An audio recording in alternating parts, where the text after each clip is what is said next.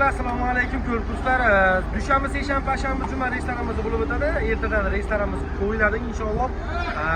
Endilikda QR kod ko'z uslugi masalasiga keladigan bo'lsak, vatandoshlar u hali priложение ishlagani yo'q, chunki hali amal qilmadi u priложение.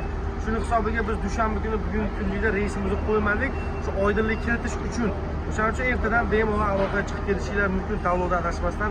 Ekranda ishonchli sifatli kastronomerlarimiz Toshkentdan Moskvaga, Moskvadan Toshkentga, Toshkentdan Kazanga va avtobusimizni ikki holatlarini ko'rsatib o'tamiz.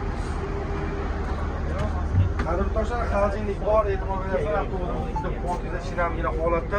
Monitorlarimiz ishlaydi.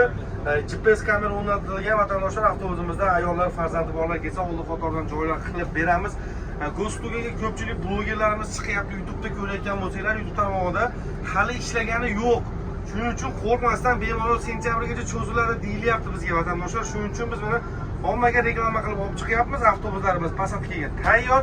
Xudo xolisa seshanbadan bemalol reysingizni Moskva, Kazan, Krasnodar, Ufa, Perm, Yekaterinburg, Chelyabinsk shaharlariga to'g'ridan-to'g'ri biz bilan birgalikda amalga oshiring. Bitta kanalimizga like bosib qo'yasiz, obuna bo'lib qo'yishni unutmang. Bizni kuzatishga davom etinglar. Sog' bo'linglar.